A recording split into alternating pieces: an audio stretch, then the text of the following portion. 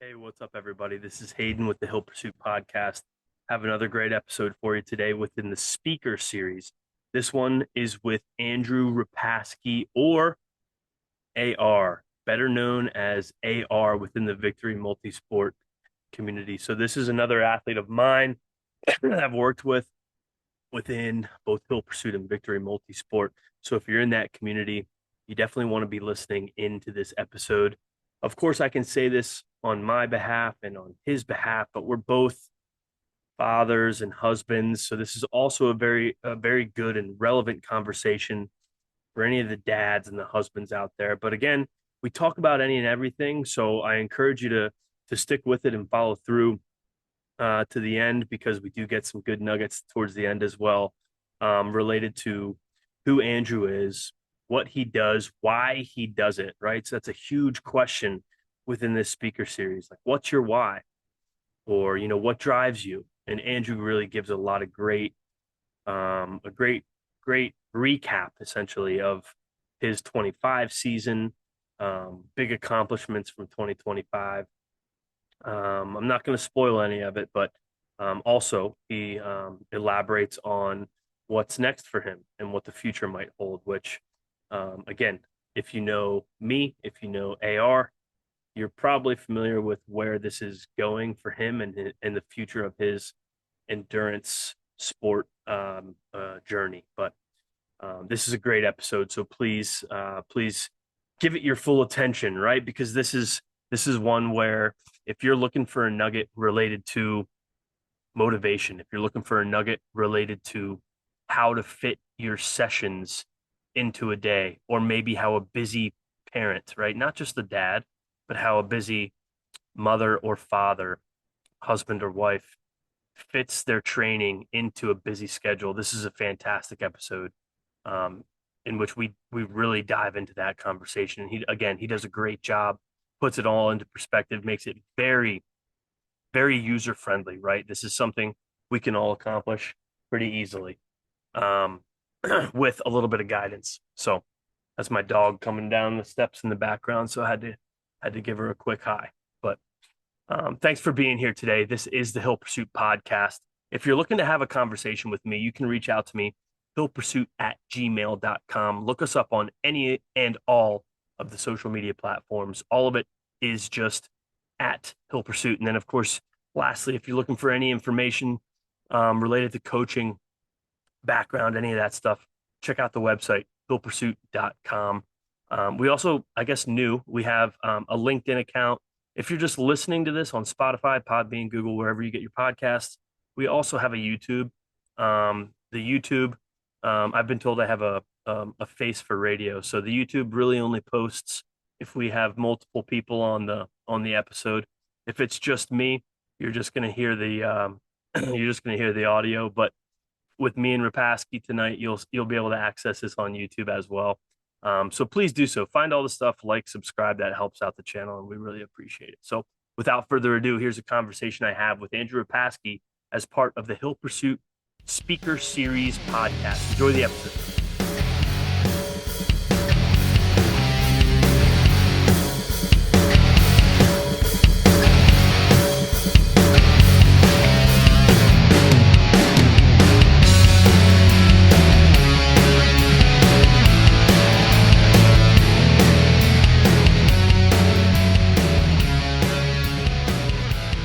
What's up, man? How are you?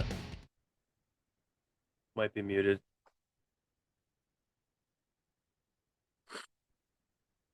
I see him. Oh, he's got the HP T-shirt on. Can you hear me now? Yeah, man. How are you? Good. How are you? Dude, I'm doing great. Yeah, I'm doing great. It's been a while. It's been a little while. It has been. How's the family? Yeah, family's good. Dude, I mean, family's good, all things considered, but four kids, it feels like everyone's sick. Someone's sick literally all the time. All the time, someone's sick.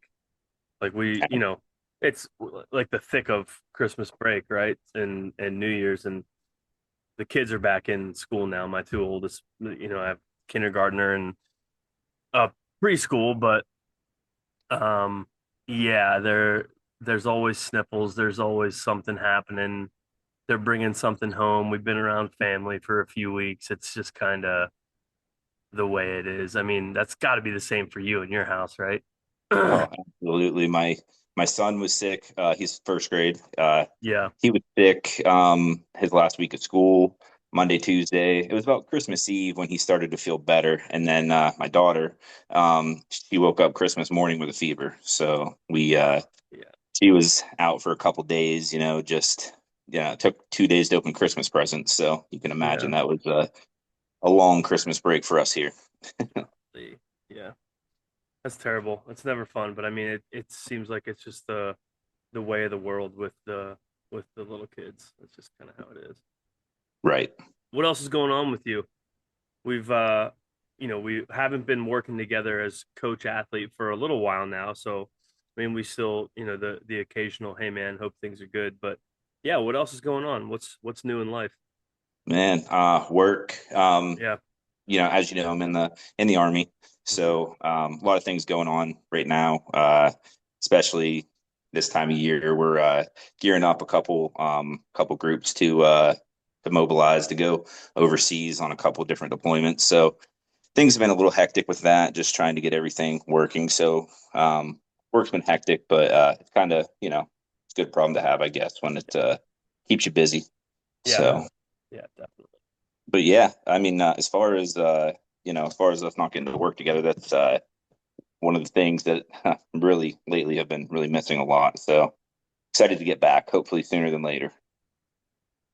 I hear you, man. Anyone else who hears that, I mean, this is the time if you're able to stick with a coach and get keep some consistency over these tough couple months. I mean, man, it's I was just talking to someone earlier. It's like she was telling me, you know, exercise over the holidays and trying to find time and dealing with, all the New Year resolution people who are flooding the gym. I mean, what is it? It's early January. I don't know exactly when this is going to get, when we're going to post this episode, but it's early January. It's the 5th right now. I can't even imagine what the gyms even look like. I haven't even been to one myself. I just been running around outside, to be honest. I rode my bike a couple times, but I am going to the gym tomorrow. But complications, man, complications with trying to be consistent right now. It's crazy. It's crazy, So yeah, this is the time, if you're trying to focus on consistency or anything, this is the time of year where you really need to be doing it. But Absolutely. how are you feeling though? Are you feeling healthy? And I mean, what's the timing of your upcoming work commitment? Um, it'll be in and out a lot over the next couple months. A lot of training and stuff going on, but then we'll be moving towards like mobilization time frame. Comes towards the end of the year, or Uh, sorry, end of summer, End of fall summer. time frame. So yeah, But you're it'll be feeling okay. You're feeling good and ready to do what you need to do, and health wise, fitness wise. Yeah, things have been great. Good, good. Obviously, kind of switch gears a little bit. Obviously, still running and doing a little bit of that. Spending a lot more time in the weight room, strength training a lot more than anything. Just really enjoying that, getting back to just the old workout methods, if you will. Yeah. Let's before we dive into that, I want to hear more about that. But before we dive into that, let's get a little bit more of a background, right? So we have a relationship, started coach athlete, I would say is turned to sure that's still part of it, but friends more than anything, which is awesome. I love that. But tell us who you are and how you got into endurance sport. We'll say endurance sport. You take that wherever you want to take it in terms of marathon, triathlon, lifting, military, any perspective you kind of want to share. But yeah, who are you and why do we even know each other? Let's just go back that far, I Sounds good, man. guess. Well, yeah. So to start out, my name's Andrew. 36 years old. I'm in the army, like we just talked about. So gosh, it's been about 3 years now that we've been doing this thing. Yeah, three, November 4 years. 22. November 22 is when Yeah, I got linked up with Victory Multisport and started the journey with you. So kind of take it back a little bit. Growing up, played sports, football, basketball, track and field, all that. So, Hmm. and then in college, I played rugby for 4 years, and then from that time frame for well, probably almost 8 to 10 years, spent time in the weight room. Was just into lifting and all of that sort of thing, right? Just 3, 4, 5 days a Yep. week of lifting, a little bit of cardio. Right around the COVID time frame was when I started to get into endurance sport, triathlon and whatnot. It was something that I just heard about, that COVID time frame. I think that's pretty typical for a lot of people. It became a thing, very trendy, if you will. I'm So taking a note of that so we can come back to it. But yeah, go oh, ahead. absolutely. But yeah, so then it's sort of funny. So um, I was teaching a class in the Army. It was the 7 step process of how to set a goal, right? And I had a classroom of soldiers, and well, prior to this, we'll kind of back it up. Um, I was planning for the class, and I was getting ready, and the course I went to kind of prepare you for this, right? Just all the it's more of like a resiliency type of training thing that we do. Excuse me. And Hmm. so um, in the course material that I had from the schoolhouse, one of the examples was complete a 70.3 Ironman. And it was the 7 step process of that. And I was like, oh, this sounds pretty cool. And I just heard about Dude, it. I didn't know that. That's really cool. Yeah. So it was, like I said, this is February 2022. So we had like a long training year that year. But, anyways, I taught the class, and the soldiers were coming to me after the class, like, are you really going to do that? And I said, yeah, I am. I'm gonna train for it and do it. So throughout the next few months, 6, 8 months, if you will, soldiers kept following up with me. And, I was like, yeah, I'm training for it. I'm running and stuff. I hadn't been swimming yet, but, I got to the point, excuse me. I got to the point to where it was, I was kind of starting to hit a wall there because I didn't really know what I was doing. I was just running, riding the bike, just seeing what I could do. And that's when I moved into reaching out to Coach Kenny with Victory. Yeah. And, from there, we got linked up, and I mean, it's history from there. Yeah. Dude, that is so I have a couple things. That's Yeah. great. That is an awesome. I love that entry. So, yeah, you just so wait, did you use the 70.3 as an example, or was it an example that you then like taught off of? So that was an example that the schoolhouse had in Got it. their slides that they had. And Interesting. then I just Okay. kind of used that and made it mine. Yeah. That is crazy. That's so crazy. That's so funny. Okay, so a couple things. I'm kind of similar in terms of how I got into triathlon, to be honest. Like when I think I was like 21 or 22, same kind of deal. I was not a college athlete, but shout out to the band Drumline, by the way. Um, but I was big into lifting, and I was just like any young 20 something, just trying to get as big and strong as you can. So that's what I was doing. I was lifting like that. But I don't remember how it even came up, to be honest. At some point I said that I wanted to do an Ironman, and I was like I said, like 21, 22. And then fast forward literally to like right before COVID, like yeah, 19ish, 2019.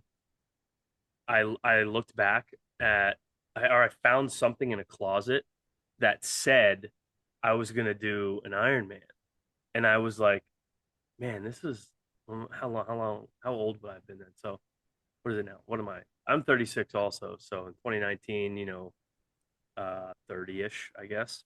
Right. Yeah. Same kind of a deal. I'm like, man, this was almost 10 years ago now. I've done nothing, nothing to like work towards this goal. I literally saw it in a closet. I was like cleaning something out, and I found like it wasn't a piece of it was something in a notebook that said Iron Man, and it had the logo, and I said like I'm gonna do an Iron Man. But I remember what it was from, and I remember the time frame of being like 20 to 22 years old. And then I'm thinking to myself, I've done nothing to like work towards this goal that I broadcast and put on paper that I was gonna do. So I just like started to get into the sport just to see if I could see if I could actually do it. And then, yeah, I kind of just fell in love with it. But, um, Yeah, it's one of those things. As soon as you put it out there, especially for me, right? I taught 60 soldiers this class on how to set a goal and how to accomplish it. And as soon as like I said, it was about 8 months later, 9 months later, whenever like I got hooked up with you and Victory and everything, and it sort of to me it felt like an obligation at the time. Was 2022, so I was 33 years old. I was at the point where I was like, you know what? Like I said, I'm going to do it. I'm going to go do it now. yeah, You know what I mean? Like, and that was the goal. And I mean, you know, less than 18 months later, there I was crossing the yeah, finish heck line yeah, in Muncie. heck yeah. Dude, there's something to be said for that. Putting, you just said it, putting it all out there. You know, it's great to have goals and kind of internalize them and say, hey, I'm gonna do this, and maybe I'll do it in silence, and then eventually I'll cross this majestic finish line, right? But that's not how it really goes. Like there is some value in like building a cohort to support you and having people to kind of hold you accountable, right? So yeah, I think that's great. Like putting it all out there, putting anything out there, saying you want to do something, kind of hold you to the fire a little bit. Like you're now go do it. Like you got people. You said you had soldiers coming in and checking on you every now and then. Like, hey, how's this going? You know, and Yeah, honestly, and that's what I attribute a lot of the success and the push to move forward with that. I had soldiers coming up to me like, "Hey, how's that training going?" or whatever. Like, and yeah, then dude. there's other soldiers that I have that I have a good friend of mine just completed his first 70.3 back 2 months ago. You know what I mean? So That's it's one of awesome. those things. I like to see the second, third order effects after that of what Oh, happens whenever you absolutely. see that. Absolutely. And you like that's another great point, dude. Like you never know what your effort, whether you have the best race of your life or the worst race of your life, you never know what that could turn into for someone else too. You know, like you have these people who know that this is your goal, but then they see you actually accomplish it. You don't know what kind of fire that might, you know, give somebody else too. So Right. yeah, that's humongous too, because the way that we can extend to other people to, and it's not like, hey, you're listening to this, you better go do a triathlon, right? But at the same time, it's like if you do anything after listening to this, it's probably going to be something healthy, and that's a great, that's great in itself. So, whether it's you're putting on some running sneakers and getting out the door, or you're just like looking into a good bike to get to hit on your local rails to trail or something. I mean, yeah, you just never know. So that's just awesome to hear. Speaking to that point, I pretty much know how you would answer a question like this, but when you're training, when you're thinking about a race, even now when that's not on your mind, you have other goals that are more, more focused on, the structure of structure and the function of, your military purpose. But what drives you to be as good as you can be, or to be any level of fitness, whether it's, there's ebbs and flows over the calendar year, there's ebbs and flows over a lifetime, right? I just gave an example of me saying I did basically nothing in triathlon for 10 years after saying I wanted to do one. So there's ebbs and flows to how focused you are and maybe how fit you are, but like, is there something that drives you, like a big picture thing? You could call it like the question, some people might say, what's your why? Something like that. And that's not necessarily what I'm asking, but you could think of it like that. But yeah, what motivates you? Yeah, so I mean, honestly, above all, like, it's some people call it the easy answer. I don't call it the easy answer, but it's striving to be the best you can be for your family. Sure. One of your podcasts, I think it's about a year ago now or so, you talked about you have to be the better version of yourself to be the better version of the people around you, right? So in my position, work wise, as a father and a husband, I Yeah. feel like it's my responsibility to be the best version of myself. And over the years, I've learned that that version of me comes from accomplishing the goals that I want to accomplish, whether that's in endurance sports or anything else in general, just any other hobbies. Yeah. So the drive is, accomplishing the goal is what really pushes me forward. Especially those early morning workouts, the late night workouts that, you get in. I remember one specifically, it was before Muncie. We did, there's like a 3.5 hour ride planned, and we had all these plans. It was a Saturday. We had plans, everything going on. It's about 10:30 at night. And I remember, going down on the bike trainer and be like, I got a 3.5 hour ride. So here we go. We're going to send it. And, Oh no! Wow. man, and I mean, I just remember just feeling like, and it was probably my favorite workout I've ever done. No One of way. my favorite workouts. Yep, because I was just, usually if I'm on the trainer, I might put something on the TV. I might do something. I might have headphones in or whatever. I remember shutting the lights off in the basement, no lights on, just the light of Zwift on the trainer there, and Yeah, yeah. just uh just No just in that way. pain cave and Oh my realizing it, like, this God. is how it'll be when I do this. So yeah, that was one of my favorite workouts. But yeah, man, Yeah, I'm just to answer your question in a broad stroke there. I would say just trying to be a better version of who Andrew needs to be for the people around me, whether yeah. that's soldiers, family. Great answer. That's a great answer. I love the 3.5 hour ride in the dark. That is so cool. Dude, I'm kind of the opposite, to be honest. Like I'll wake up as early as I have to fit it in my stuff. Like I've woken up at like 1 before or 12:30 or something to fit in something super long before my family wakes up. I haven't had to do that for a couple of years. That was actually the only time I did that consistently was Ironman, full Ironman, but I haven't really had to do that. Maybe I have had to do that. I haven't had a great 70.3 recently, but I haven't felt like I had to do that for 70.3 in a couple of years. But yeah, to your point, man, best version of yourself. The analogy that I think of is, and I don't even fly a lot, but when you're flying and they tell you how to put your mask on and then how to help other people put their mask on, like you have to be the best, healthiest version of yourself so that you can help other people the best way that you can. And I just maybe that's a silly analogy, but that's literally what I think of because I have a very similar reason for what drives me, if not like almost verbatim to what you just said. But yeah, you want to be the best, the absolute best version of the person that you are, whether it's in the aspect of being a husband, a father, a soldier, a teacher, a nurse, whatever it is.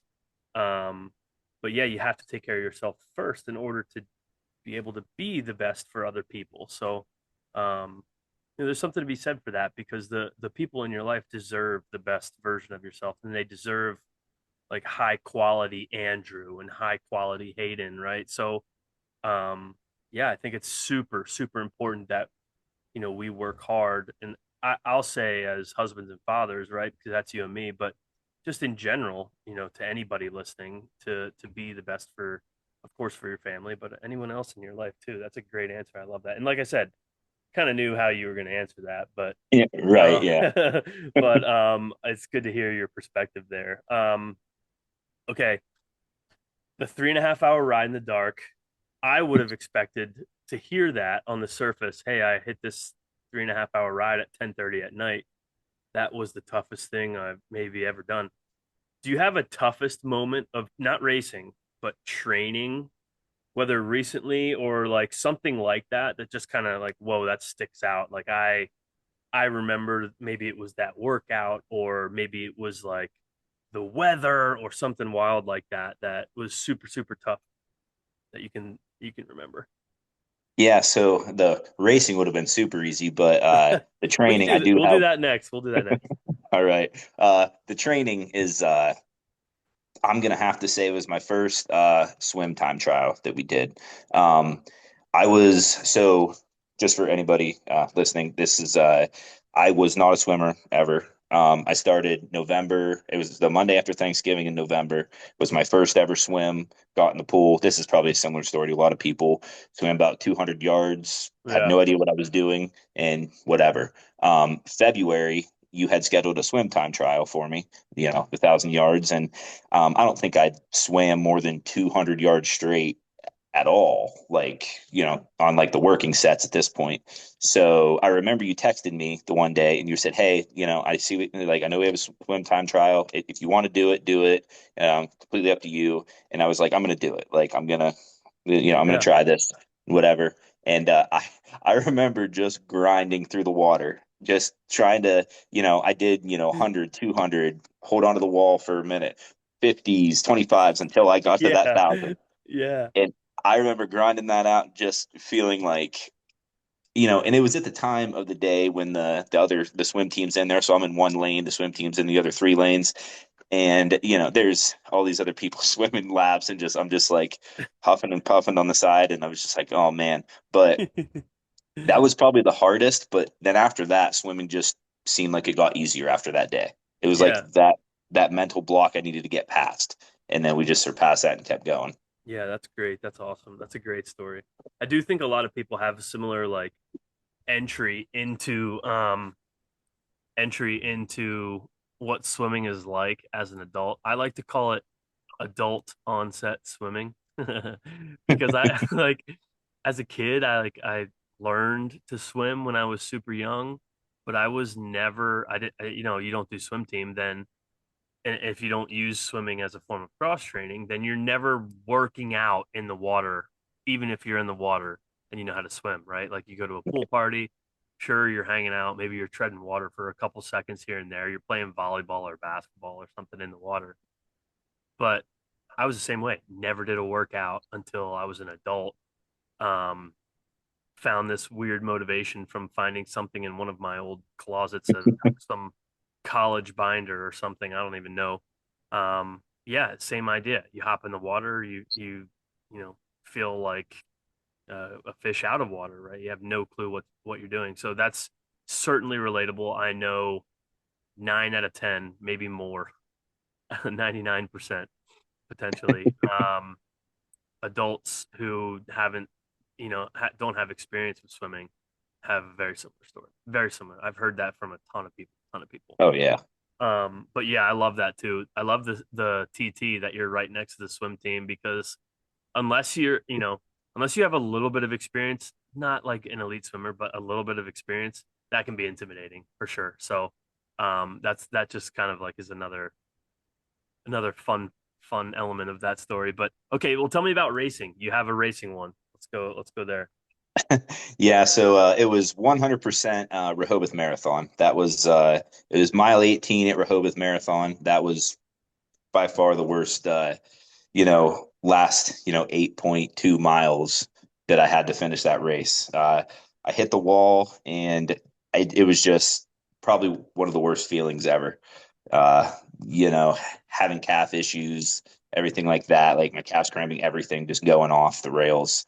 Uh, it's one of those things like I never considered quitting, but it was one of those things you're just like, am I going to finish this? This just feels like it's never going to end.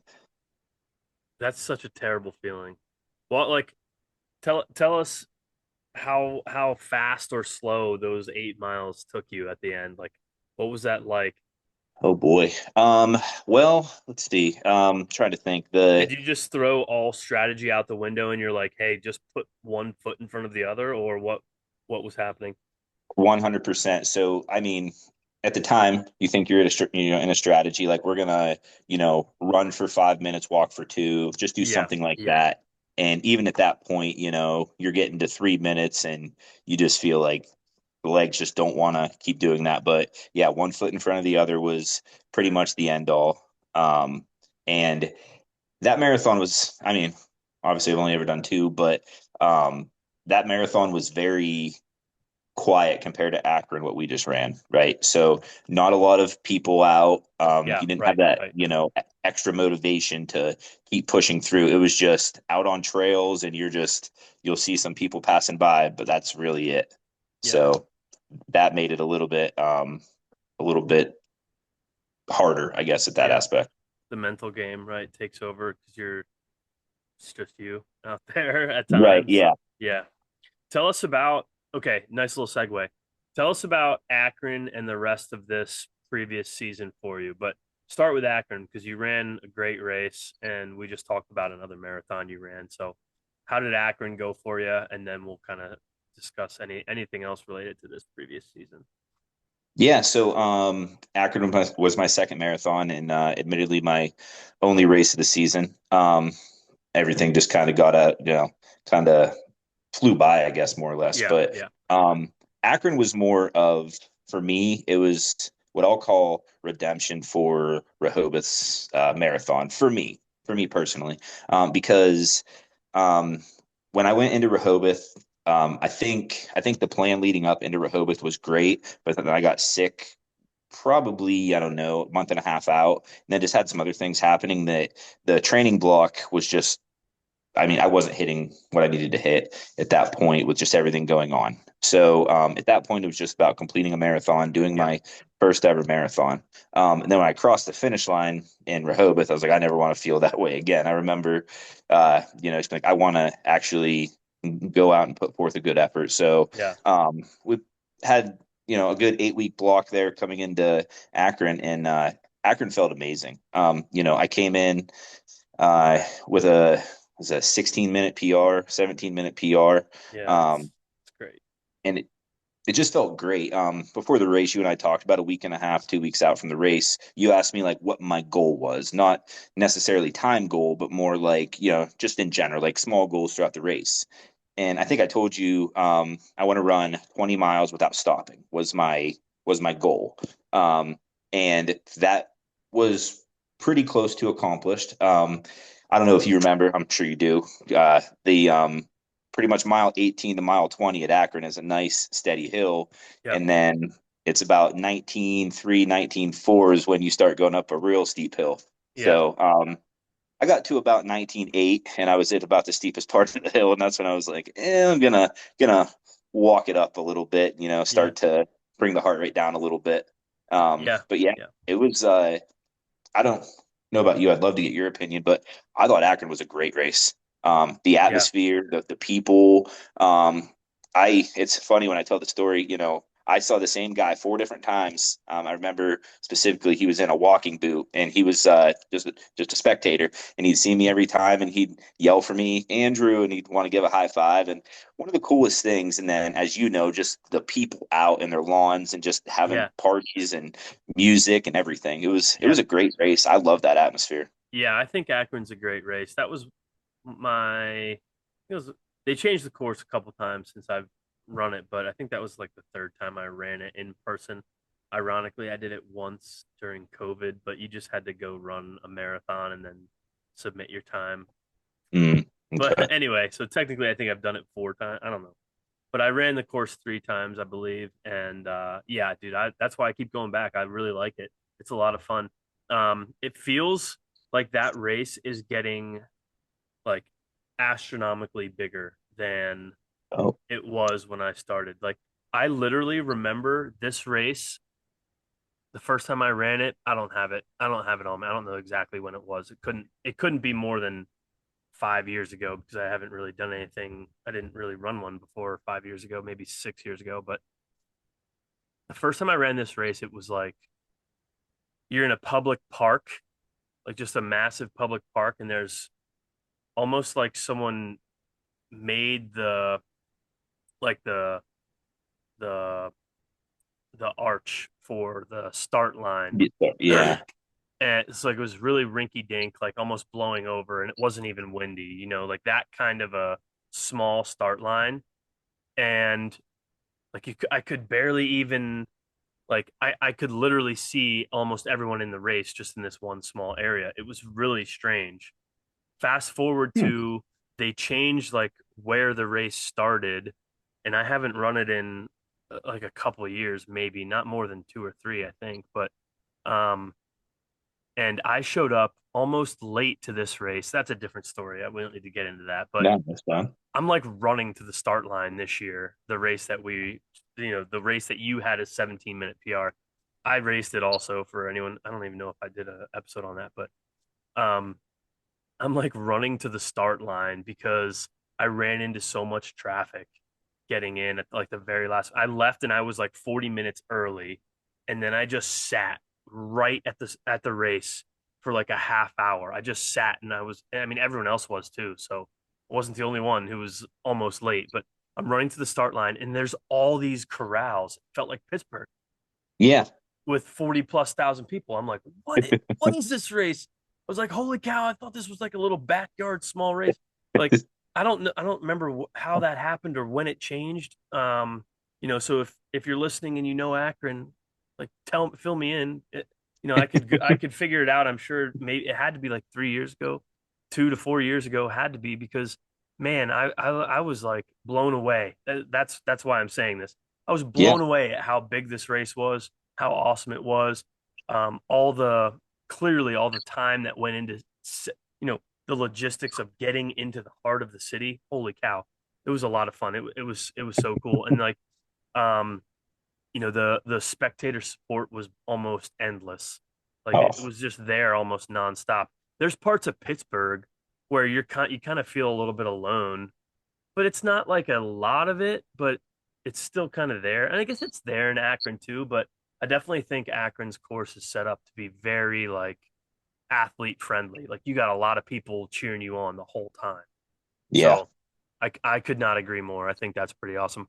What would you say your biggest or most memorable fitness accomplishment is? I know 17-minute PR might be hard to top, but is there something, and that's why I'm kind of asking this one, but is there something else that sticks out on top of that? Or what would you say you're like kind of most proud of in terms of maybe racing or just fitness in general? I'd say Muncie 70.3. Okay. Um, Simply just because what I said earlier about when I taught that class, when Yeah. everything just kind of came full circle, you cross that finish line and it's more of that like, I did it. I'm excited that I did it. I had all the support, family, friends, teammates with victory, everything like that, all those people that were there. That was awesome. That was a really great feeling. And that's kind of what drives me to, want to toe the line in the near future for 140.6. So, Yeah. Heck yeah. Heck yeah. We'll get into that. I don't have a crazy yeah. amount of time. What do I have? Like 7 minutes. Okay. Um, but let me ask another question. I want to get this one. This is like probably the most valuable question. I'm sorry it took me so long to get to it, but give me some hard lessons learned.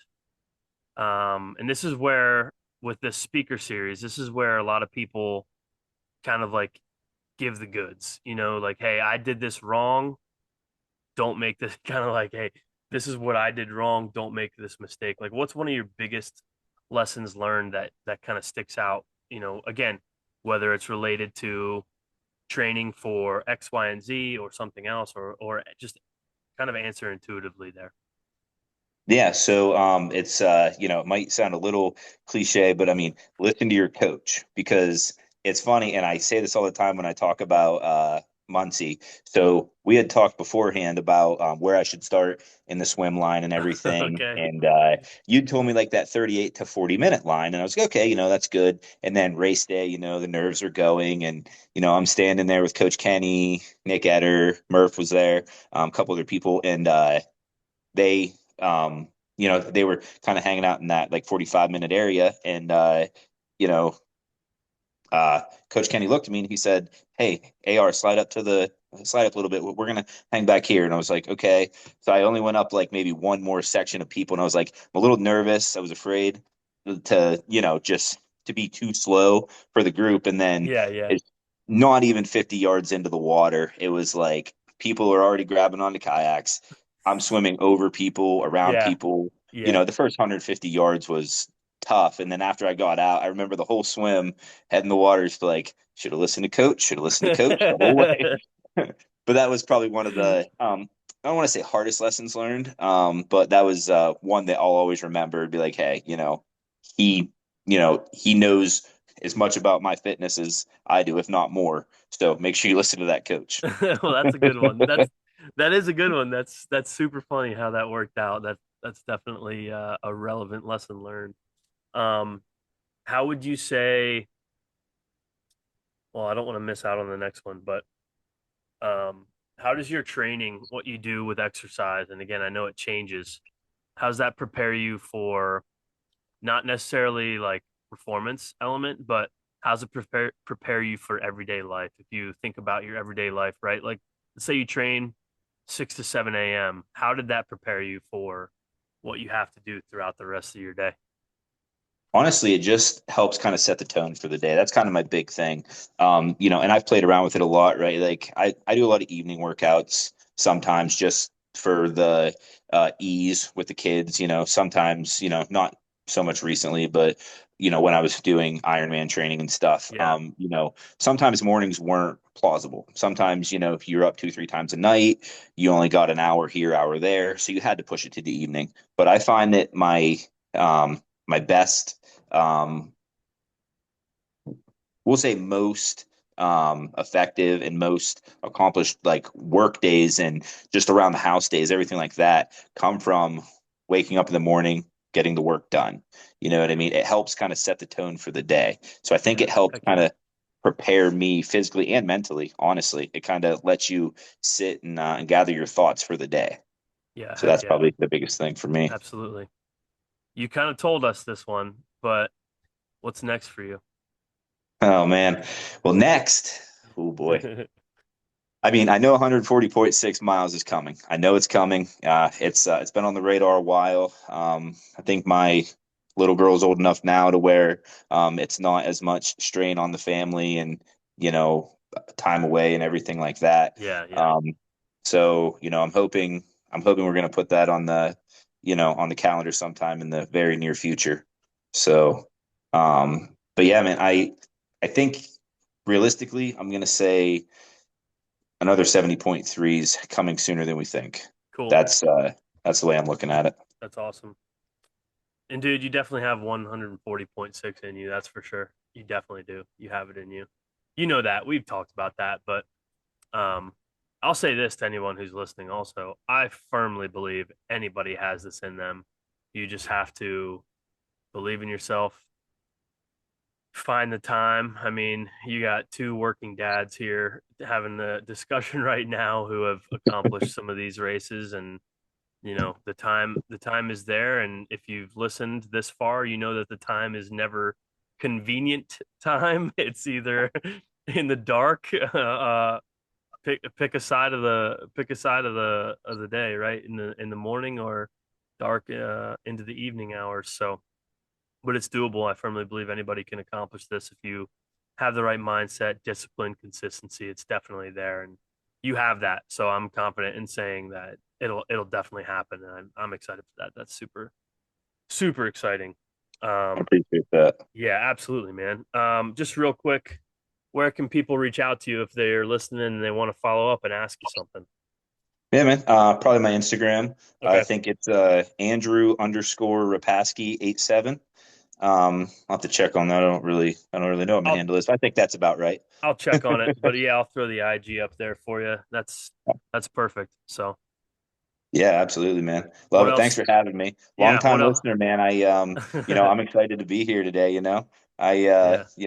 From episode 1 all the way to well into the hundreds at this point. You should go if you're listening, go back to episode 1. Oh man, those are the days. Oh, Uh, that's a different podcast to reflect on the history of the Hill Pursuit podcast. But yeah, man. The yeah, the old days with you and Mitch starting it out, me man. and Mitch, man, yeah. You know what? Ironically, we've texted a little bit recently, and we'll probably try to get back together and get an episode or two out if we can. But hey, I Good. I'd love to appreciate hear it. one. I definitely appreciate you listening and following along, obviously. But thank you more than that. Thanks for being here and sharing your story.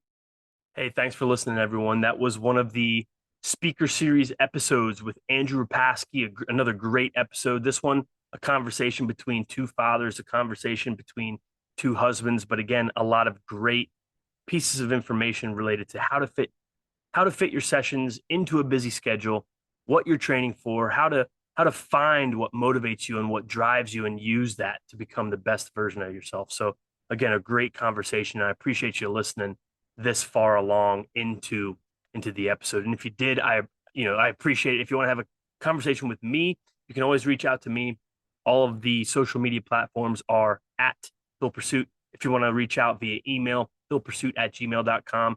I'll drop Andrew's contact information in the show notes. But again, thank you for being here. If you'd like to check out any coaching info. You can always check out the website, hillpursuit.com. But most of you know me, so just find me, text me, DM me on any social media platform. I'm happy to have a conversation. This was an episode within the Hill Pursuit podcast. I'm not going to give it a number because I don't know exactly when it will be released, but this is a speaker series episode with Andrew Repasky. Thank you for being here and have a very blessed day.